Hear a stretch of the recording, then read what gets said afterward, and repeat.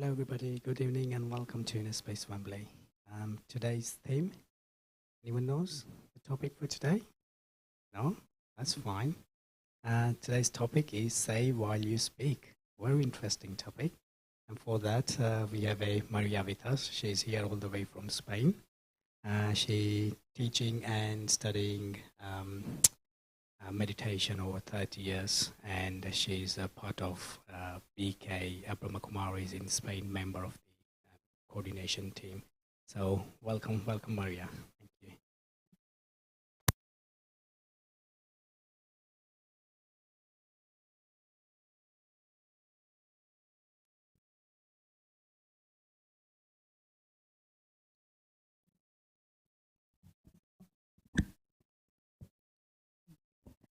As he said, I come from Spain, from Valencia, and okay.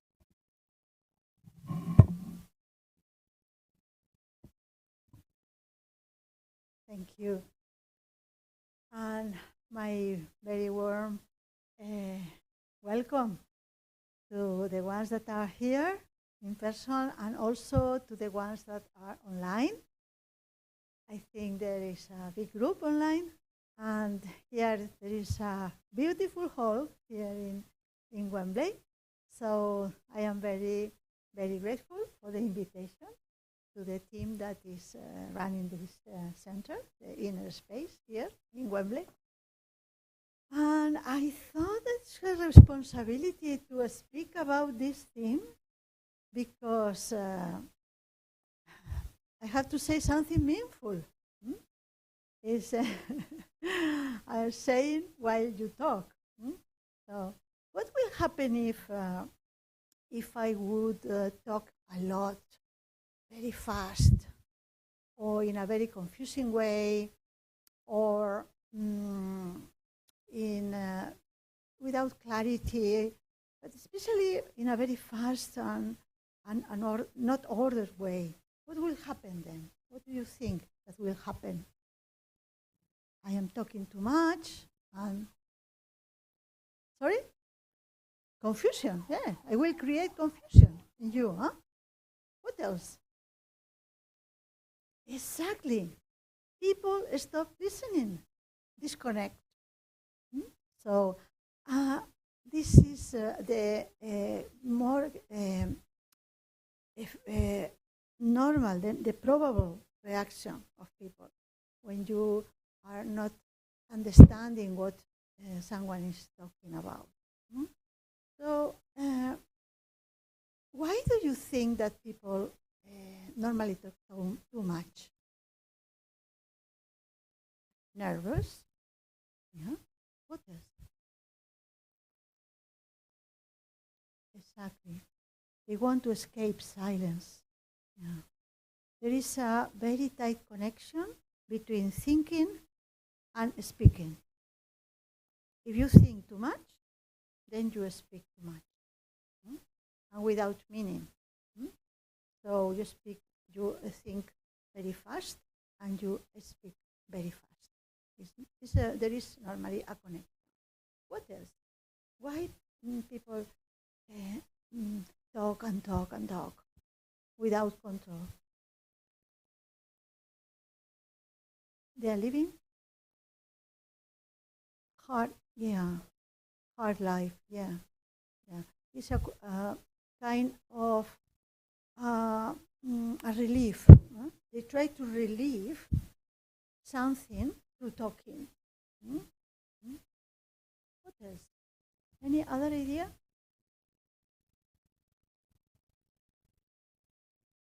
It's a flow. Sometimes it's because they want to control. They are in control. When you are talking, you are controlling. But this is false. Because if people disconnect, you are not controlling anything. So it's false. So, and also, sometimes it's because of the ego. You want to explain how good you are, how many things you did. It's is I some one person told me once, you know which is the sign of a gentleman? A gentleman is a person who is capable of listening, very attentive to another person who have just climbed a small mountain, and this gentleman have climbed the Himalayas. So he can listen carefully to someone in this humble attitude. So I think humility is very important. The ego sometimes makes us to speak too much, to demonstrate something. So I think meaningful talking, meaningful saying is connected also with active listening. Have you heard about active listening? Yeah, it's very important.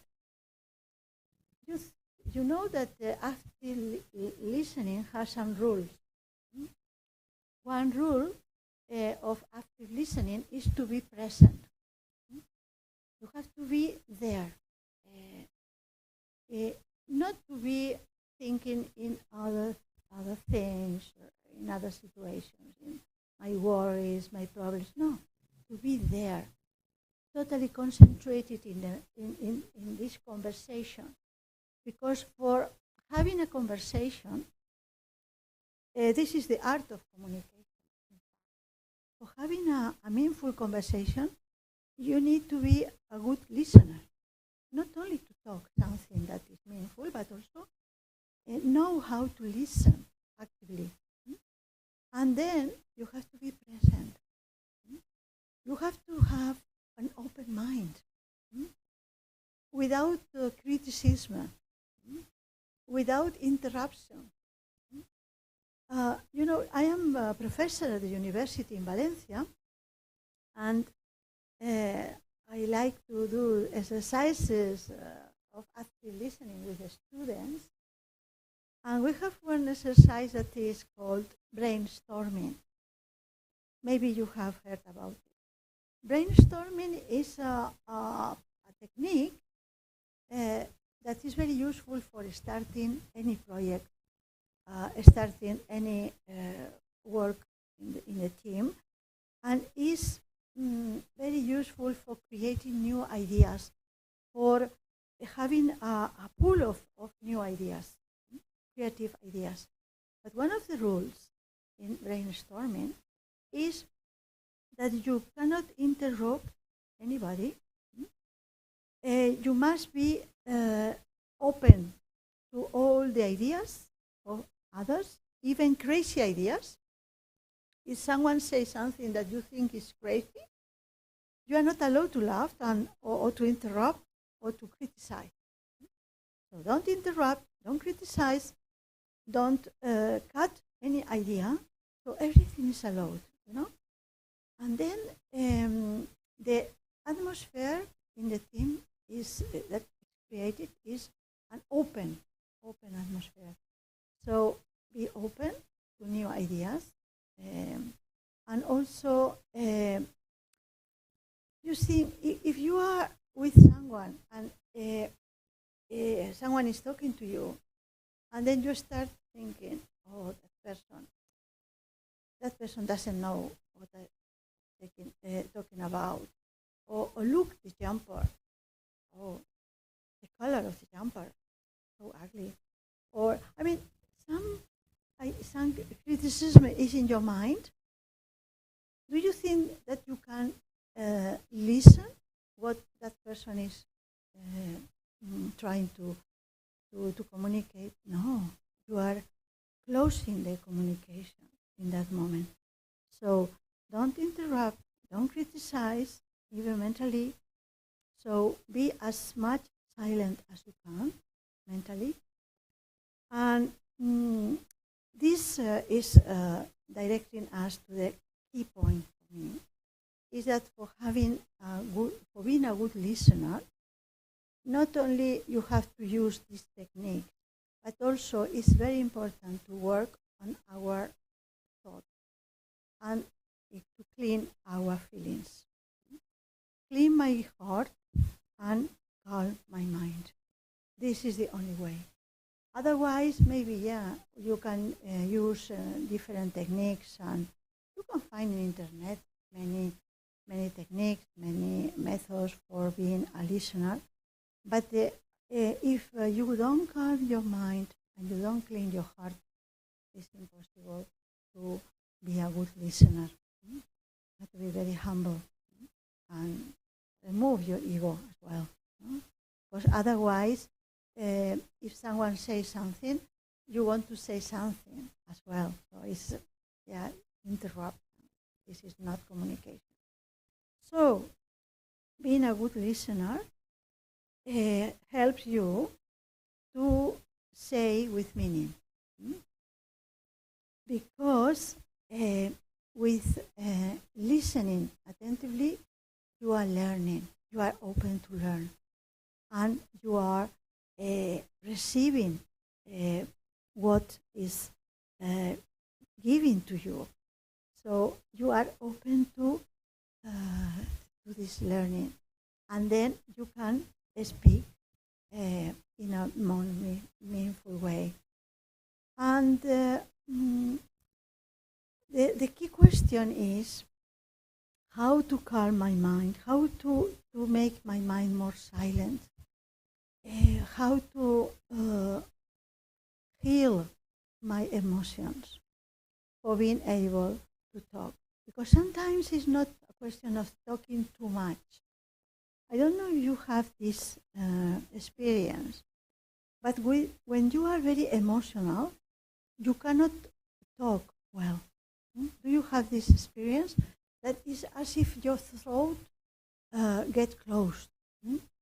You cannot express yourself in a serene way. So to calm my emotions is also very, very important for saying something meaningful, and in a calm way, in a peaceful way.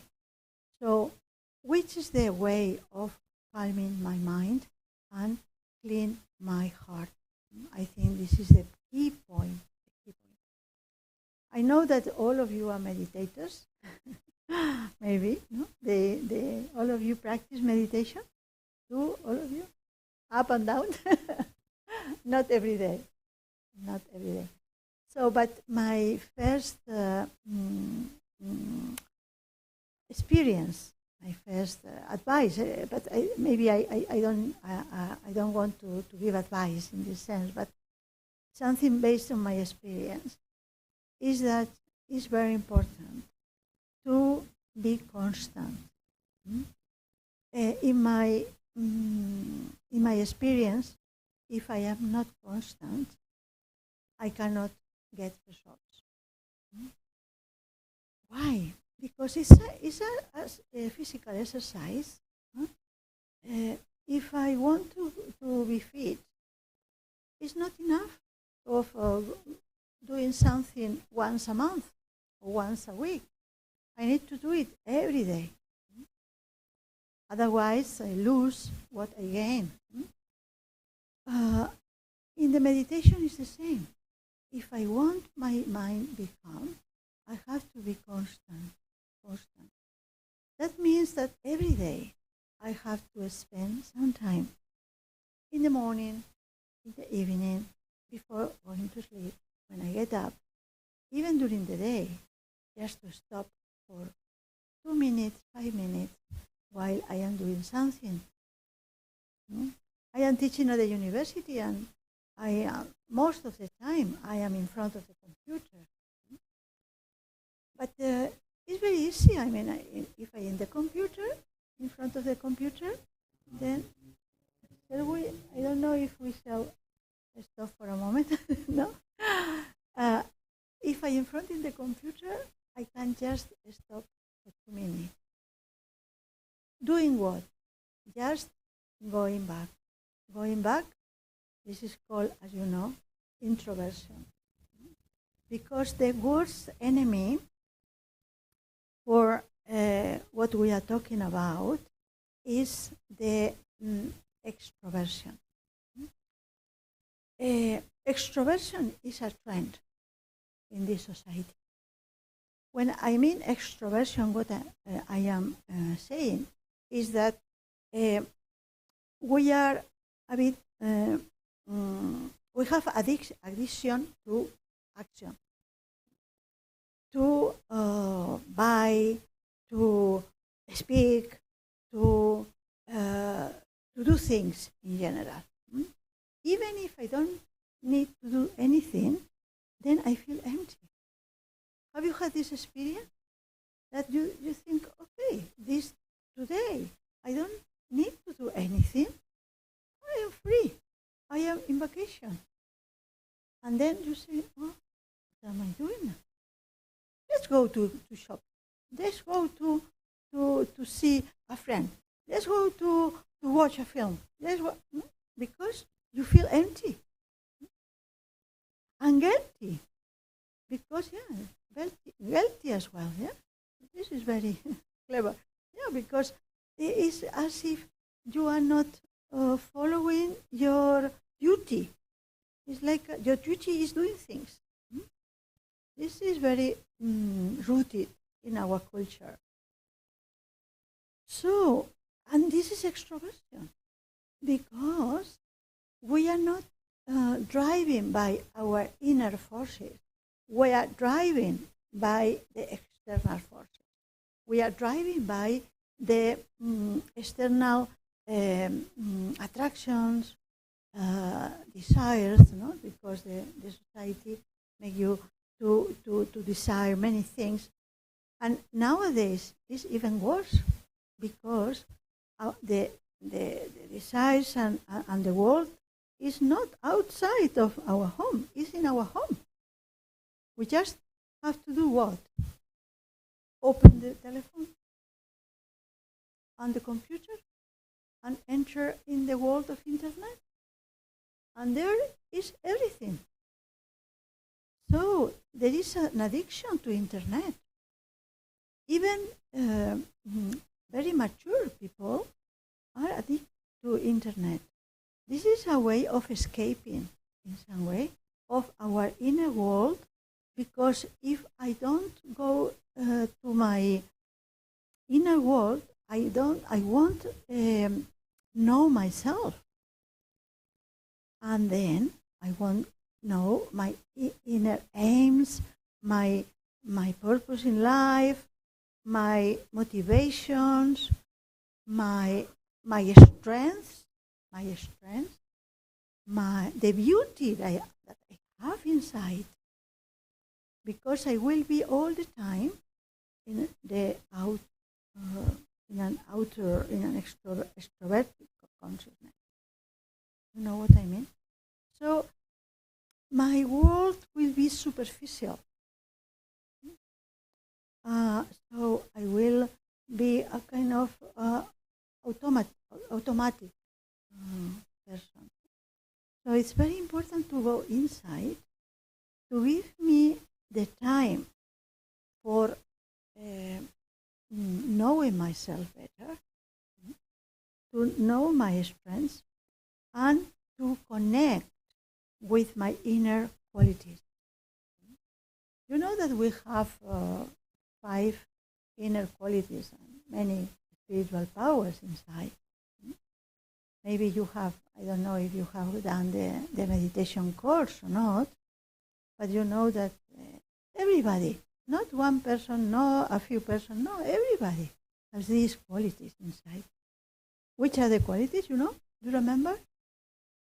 Peace, love, good, happiness, truth, and purity. Good. You're a good student.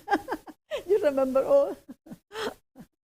Yeah, these are the main, the basic qualities, because there are many qualities that are based on that. For example, serenity, calm are based in peace. Care is based in love. Joy is based in happiness. I mean, all are related. But then, if I go inside and I experience my inner qualities, these basic qualities, what will happen immediately? In connection with communication, because we are speaking about quality communication. What will happen with listening? What will happen with speaking? Automatically, the quality of my communication will increase. This will be automatic. But for that, the communication has to be from inside to outside, not the opposite. From inside, deep inside to outside. I have there is a sentence that I like very much in Spanish. I don't know if it has a translation, exact translation into English, but it's to put the soul, to put my qualities, the qualities of the soul in everything I do, in everything I speak.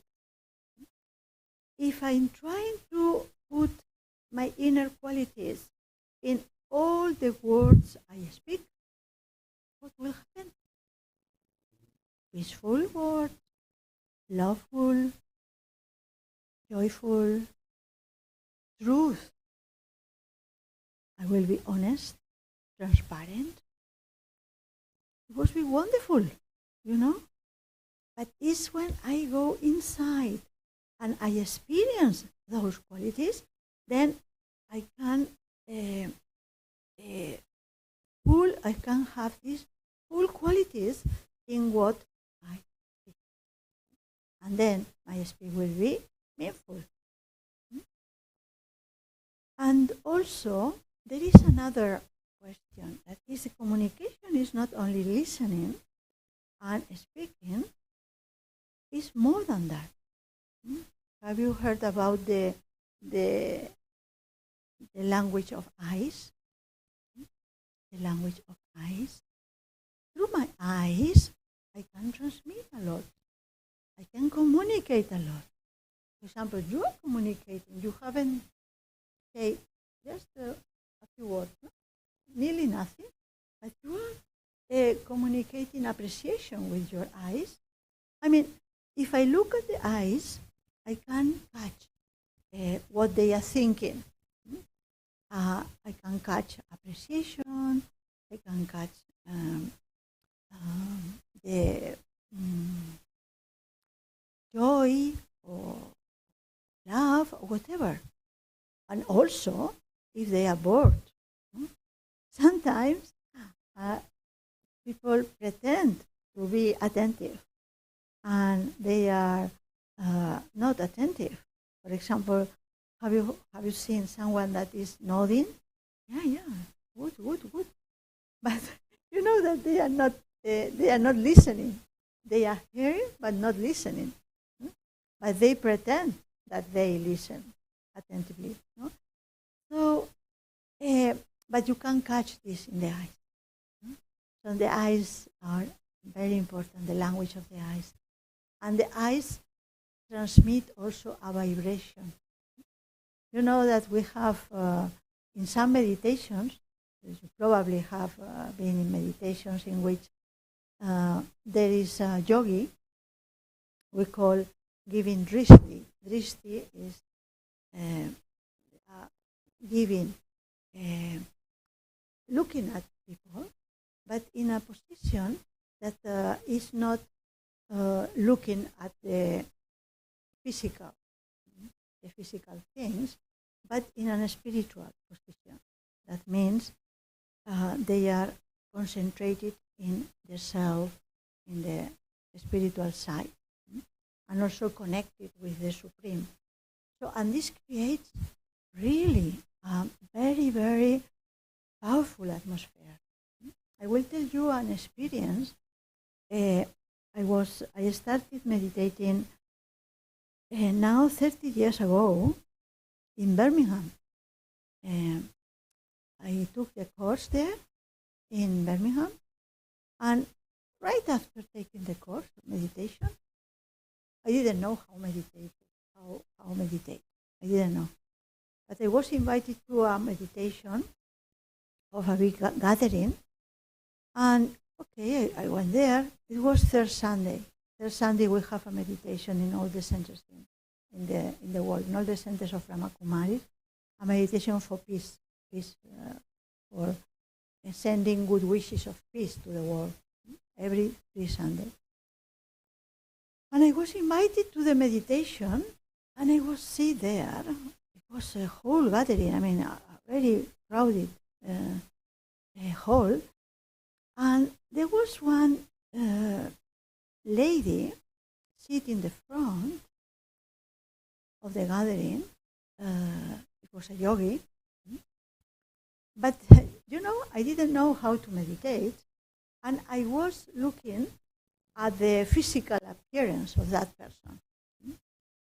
And she was, I must say, I will exaggerate a bit, but it was my impression. Very old, very ugly. And I mean, her appearance shocked me. And I even thought, why they are not choosing a person with a better appearance? You know what I mean? In my physical, a young person, beautiful, yeah. In my physical mentality, I was thinking like that. But I tell you this because after 5 or 10 minutes of being there, I was patient. Huh? I didn't leave. I stayed there. And after 10 or 5 minutes, I started feeling such a love, a pure love from that person. That person was emanating a pure love. A vibration so beautiful, so pure, Even I didn't know how to meditate, but I catched the feeling, I catched the vibration, and I was very much touched by the vibration. And then I forgot that she was ugly, I forgot that she was very old, I forgot everything. Why? Because of the language of the eyes. Because that lady was so lovely, so pure, was the language of the eyes. So the communication is not only through words. It's not, communication is something more subtle, more subtle. So what's the point of talking too much? Let's talk and be aware of the power of your thoughts, because the eyes are transmitting the power of your thoughts. So you are communicating with your thoughts, with your eyes, with your talk, and also, very important, with your silence, to be patient and humble for receiving all that other people can give to you, and to learn, being humble for learning. And I think this is, for me, the most important thing. And also, another thing for me that is important is that through your thoughts, through your eyes, through your words, you are transmitting your spiritual powers. I will tell you also an experience I had many years ago as well. I came to London and I was visiting Daddy Yankee. Maybe some of you have heard about Daddy Yankee. And she was living here, and she had been not well, a bit sick, and she was in silence some days. But we were asked to go to visit her in her home, and we were in the garden waiting for her. And then I was sit in the garden. We were meditating, and suddenly I got a vibration so strong coming from the back, and it was Daddy. that had just entered the garden. I felt that. Her presence was so powerful. She didn't say anything, nothing. She didn't say anything. But her own presence was so powerful that we could catch that she was there. So I think we should imitate this in some way to get that power, because of course we have inside these qualities. We have all the powers inside, all the powers. We have the power to tolerate. We have the power to back up. We have the power to confront. We have the power to cooperate. All the power we have. But we have to feed, nourish those powers, because they are inside. But we have to develop, increase, grow, make those powers grow. Because if those powers that are in you, in all, if these powers grow, then I will also communicate in a more effective way. Not only with my words, but also with my presence, with my eyes. So I think the communication depends on the power, on the spiritual power. And which is the way of getting spiritual power? You know which is the way? The best way? Meditation. Why?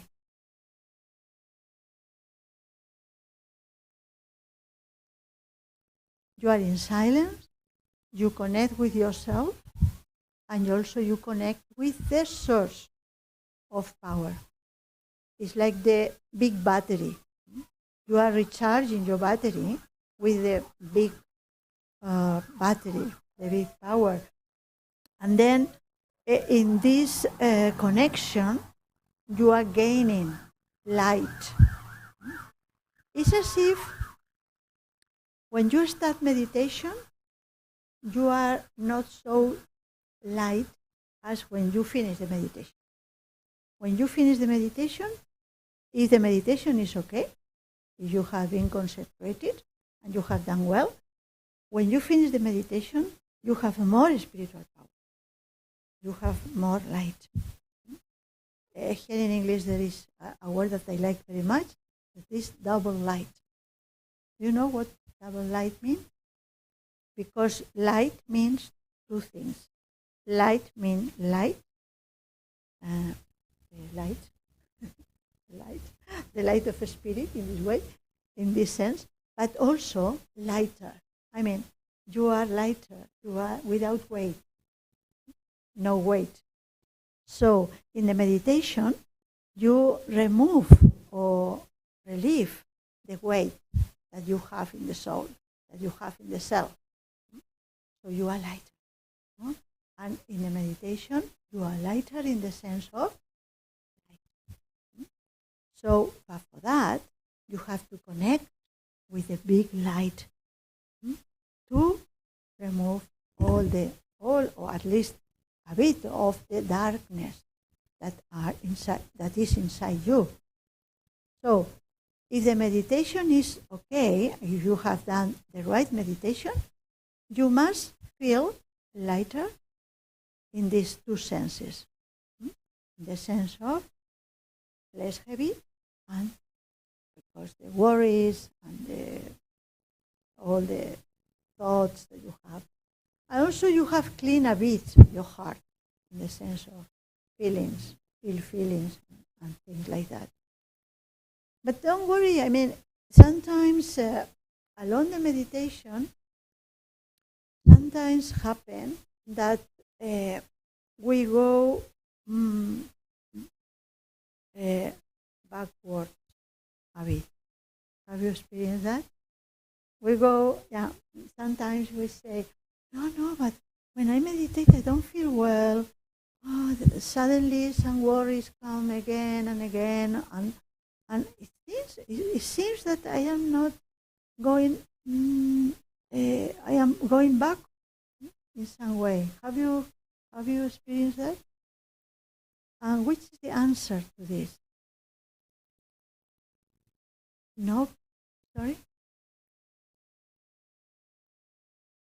Exactly. Things are coming up. Yeah. Before cleaning, something has to emerge before going. I can give you an example. Let's think that I have something with water, dirty water, a recipient with water, dirty. And I put under this recipient under a tap of clean water for cleaning. What happens first? What is happening first? That all the dust and everything go up to the surface. But after a while, this is clean. But first, it seems as if it is dirty. It's more dirty than at the very beginning. Why? Because all the dust has been removed. So in the meditation, sometimes this happens, that the dust in the soul is removed. And then I think, oh dear, it seems as if I'm not doing things properly. Don't worry. Which is the answer to that? Continue. Continue. Again, constant. Be constant. Be patient. Because after that, everything will be removed. So with time. But we must be very patient. I must say that I am meditating for 30 years, and sometimes I am not seeing good results. And I say, well, after 30 years. But I think, yes, we are doing, sometimes I think, as little children, that they don't seem to learn. They are many months without saying anything, and suddenly they start speaking. Have you seen that? No, it's like they are learning little by little without saying anything, and then start speaking. Wow. So I think it's a process. So we must be very, very patient. Okay, so for me, the most important thing is to connect with the source, to meditate regularly, and also to study. We have here in this Raja Yoga 4 subjects, as you know. We have 4 subjects. This is a degree of only 4 subjects. That is a very easy degree, no? Because only 4 subjects? No, it's not easy. No, she said not easy. Yeah, the subjects are knowledge, spiritual knowledge. That is what we are speaking about, learning. The second subject is yoga, of course, meditation. The third subject, what is the third subject? Knowledge and yoga are the basic. But then there is a third subject that is practice. I mean, if you just study and you say, yeah, it's very good, huh? I understand everything, but you don't put this in your life. You inculcation. We call it dharna. Dharna is practice. I mean, if I am learning about this and speaking about this, but I have to practice peace in my life, in my house, with all my relations. I mean, and everything I am learning. I have to practice. This is dharna, to put everything in practice in my life. And the fourth subject, which is the fourth subject, service. service but service is automatic. Because if I am peaceful, for example, with my family, my friends, my colleagues, and they see me that I am putting into practice everything I am learning, that I am a good yogi, meditator, and I am practicing everything, I will be an example. And this is the best service I can do. It's not necessary to talk too much. Just be. They will see in your life something that is like an example. So I think it's the best service that you can do. So, 4 subjects. Why I am telling you that? Because growing in a balanced way in these 4 subjects make us powerful. Not only meditation is a source of power, but also study, practice in my life, everything I am studying. This makes me powerful, and also service to others. This makes me powerful. And then my words will be powerful, my thoughts will be powerful, my eyes will vibrate in a powerful way. So I will be powerful. Yeah, and this is the most important point for me. Do you want to ask questions or any comments? Maybe the ones that are here and also the ones that are online, if they want to ask something or make a comment. What is the most important thing for you for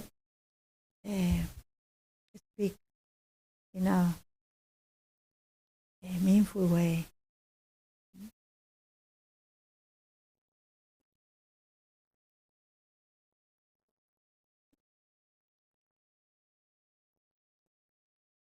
Can they online? Can they no wait, because he will give you a mic, and if you are an actor, you can So speak clearly. yeah, so being an actor, you have to be very present with someone in a play or whatever it is that you're doing. You have to listen, and you have to be present. And then the other job that I trained at as a secondary thing, I trained as a therapist. You have to be present with your client, absolutely present. So there are 2 big areas of really knowing how to be present and the importance of it. But the minute I'm not doing my 2 jobs, if I'm talking to a friend or anything, my mind, I can be chatting to my friend and listening, but my mind can be thinking about a million other things, like what have I got to do tomorrow, or what should I be wearing, or I need to do blah-de-blah-de-blah, whatever it is.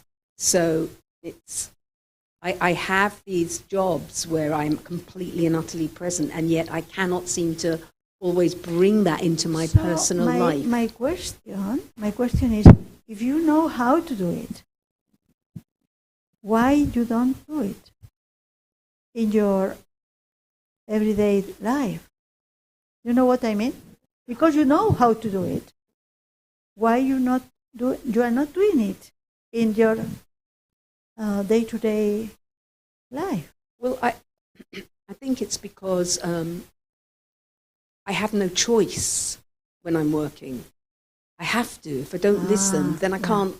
I don't know what line has been said. I have to do it. And something happens as well. You become, you're in the moment, you have to be.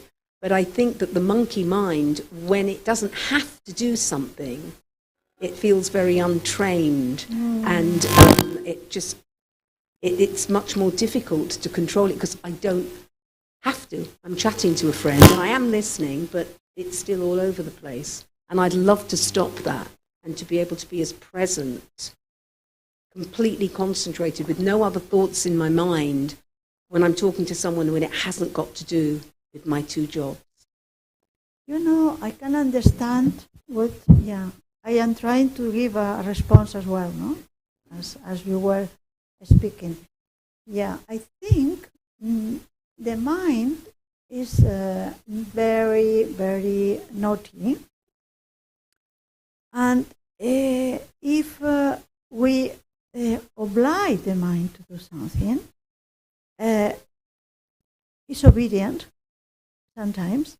But if we release that, then gets naughty again. You know what I mean? So to educate the mind is in a different. We have to educate the mind in a different way. In the sense that it's not an obligation, it's not nothing compulsory, but it's something enjoyable.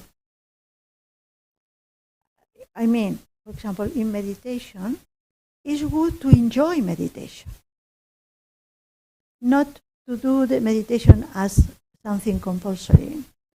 Oblige myself. No, I must do meditation because I have to be present. No, I have to enjoy meditation because if I enjoy meditation, then in a natural way, my mind will be happy. So yeah, it's a good point. Yeah, I like it. Any other comment? Yeah.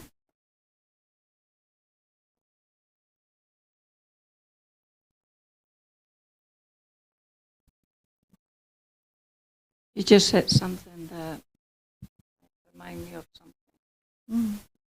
That you said something along. I think you mean tame, like the tame a new horse. The mind is naughty, so the horse is wild. And I think of my mind with what you were saying.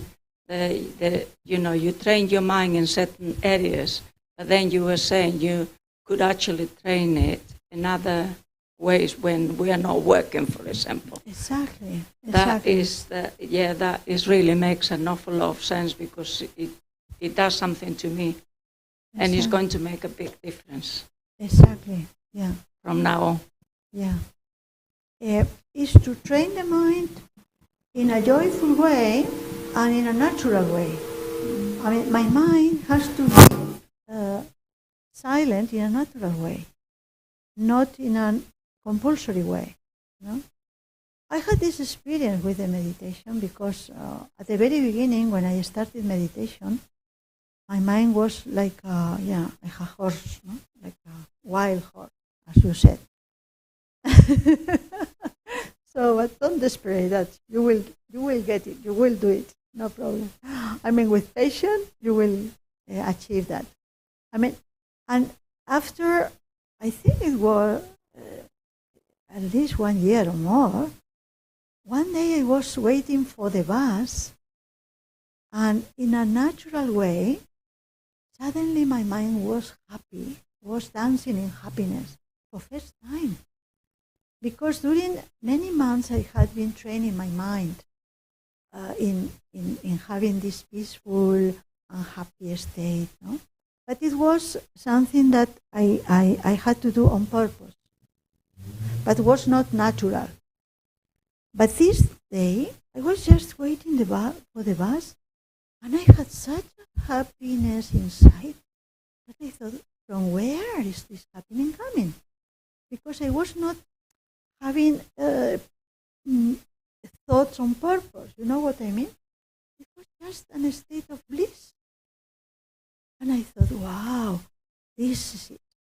That's it. I mean, this is the result of my continuous effort in some way. No? So, constancy, continuous effort, and you will get it. You will get it. And it's not, the mind is our best friend. It's the closest friend because it's the only one that is with us 24 hours a day. Nobody is with us 24 hours a day. Not our wife, not our husband, not our children. Nobody is 24 hours. It's only our mind. So it depends my state of peace and bliss and depends on my training. It is worth to do it. Yeah, it is worth. Yeah. Any other comment? No, you are very silent. You are active listener. Any comment from online? No? Everybody very peaceful? Oh. How many are online? How many? Quite a lot. So. Sorry?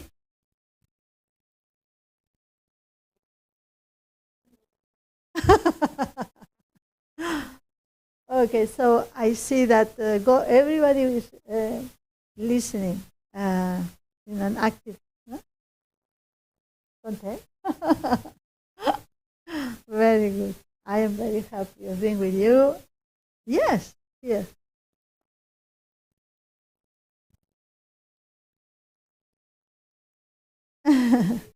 This we live in an information technology world is getting out of order.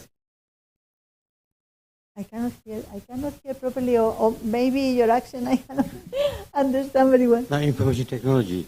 The technology. Yeah, it's so much knowledge now.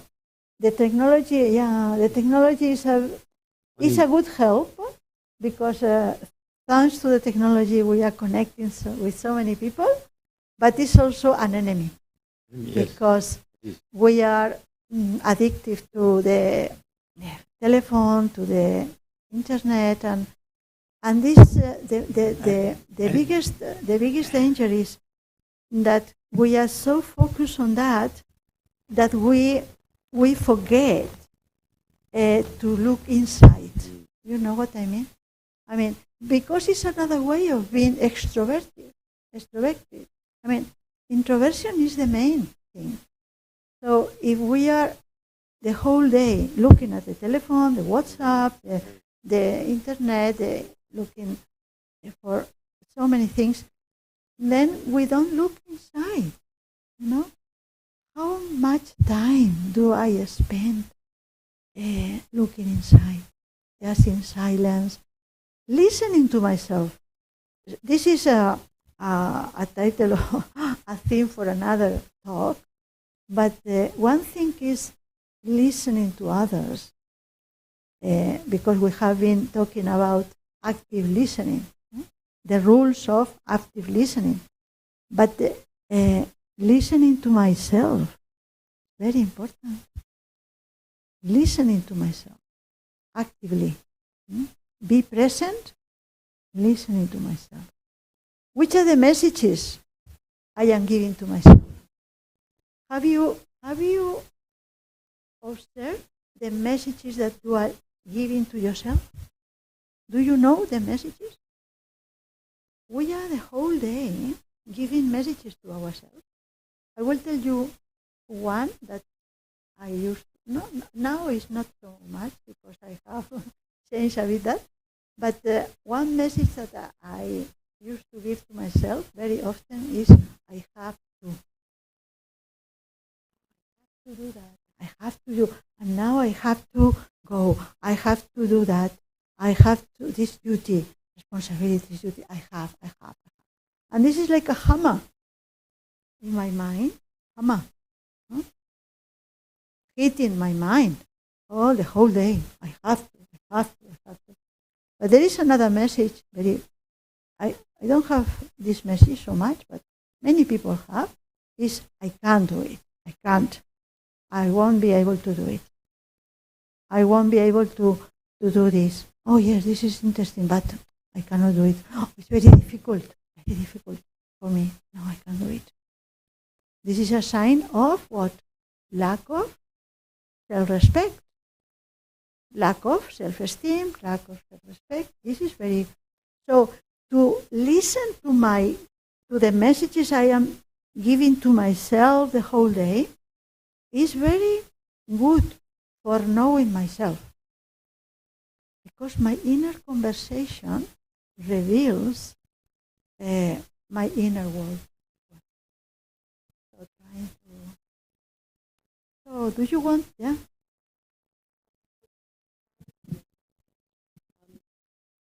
I really listened to myself a while ago because I started doing Spanish. I wanted to learn Spanish because We can practice after the talk. I don't think so, because what happened was I went to the first 3 classes and the teacher, I wasn't feeling very well anyway, but the teacher was doing so much, giving so much information, and you had to do so much of it online at home as homework. And that wasn't what I thought I had signed up for. I'd signed up to be in the classroom. And I felt really anxious after the first one. Like I wasn't good enough. I couldn't do it. I felt I must go back. I felt anxious after the second one and depressed because I just thought, I can't get this. I felt anxious and depressed after the third one. I paid for 6. And I was going, I've got to do 6 because I've paid for them and I should be getting this. And then I listened to myself and I just said, my inner self said, maybe it's not for you. Maybe this isn't the class for you. Maybe this teacher, who's fine, is just teaching in a way that isn't right for you. You do not have to go back to the next 3 lessons and punish yourself just because you've paid. Why don't you just say, this one wasn't for me, I'll look for something else. Yeah. And it was amazing because that I should be doing this. And I must go back. And when I listened to myself, I decided that I didn't need to go. It didn't matter that I put the money out. I was hoping to do the course, but it didn't work out because there are times when I don't know how to let go if something isn't right. So important to listen to ourselves. Even when, for example, we feel something inside that is not, we feel upset for something, and we don't know exactly why. Listen to yourself. From where is that feeling of anxiety or whatever is coming? You have to listen to yourself. This is a good thing as well. Yeah. So, shall we meditate for a while? I will do a commentary. The aim of this meditation will be get spiritual power. You know that we can just meditate with the open eyes or closed eyes, as you prefer. But we can meditate with the eyes open.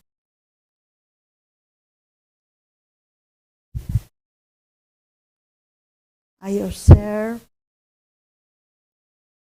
my body, the back,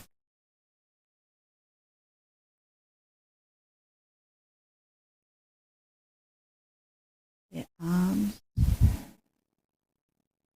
I breathe normally,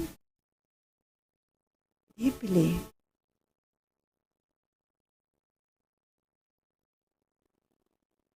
And I listen. I listen to my heart. I breathe.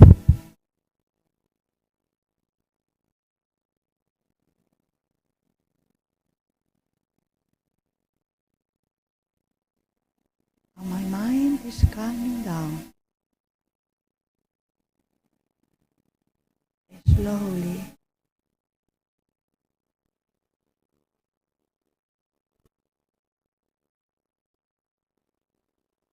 I will listen to myself for a while.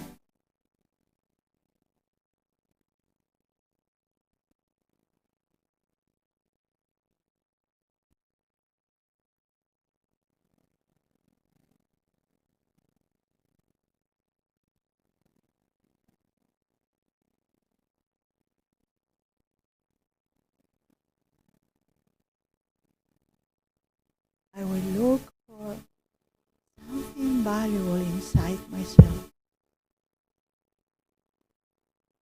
My inner treasure, my inner quality.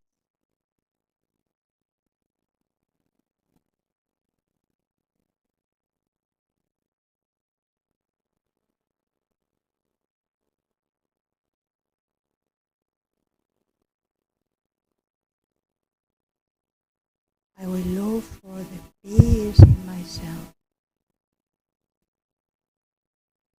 my inner peace.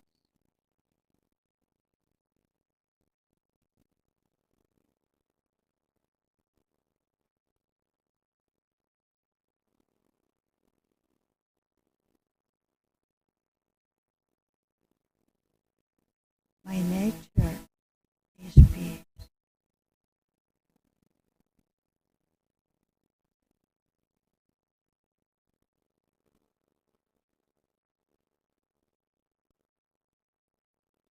And when I experience peace, I feel lighter.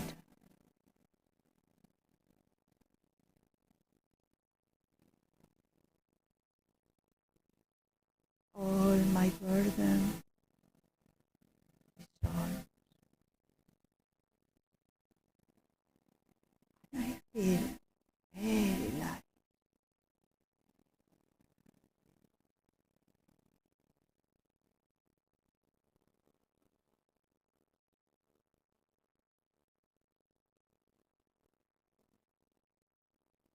I'm feeling light. I open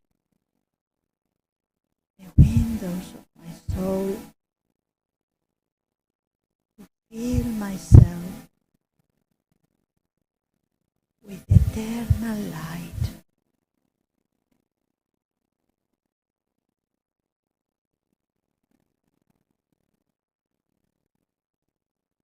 With the pure light of the Supreme.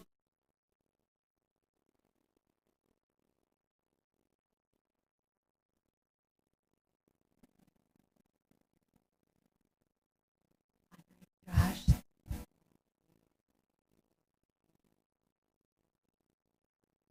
I open my soul and my heart for feeling my heart this light.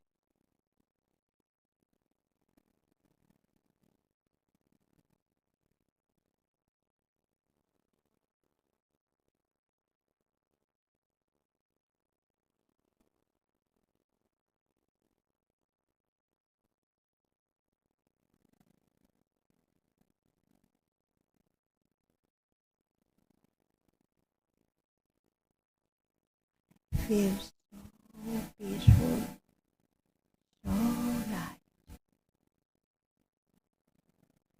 so powerful, full of light.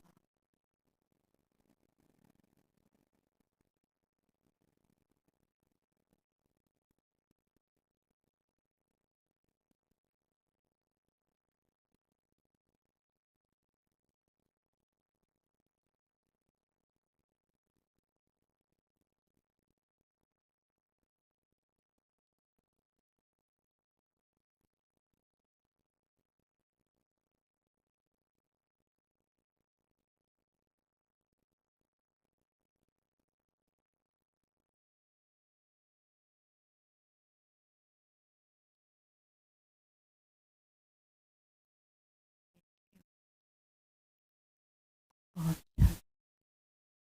I am a peaceful soul. Okay, thank you very much indeed for being here. To all the ones that are here in this beautiful hall and all the ones that are online. Thank you. Thank you. Thank you, Maria, for the wonderful talk and all the tools and tips given. Thank you all of you to join us next week, same time, same place. And the topic is fragrance of kindness. Really interesting topic. And once again, thank you very much for coming and join us and have a safe journey back home. Thank you. Bye-bye.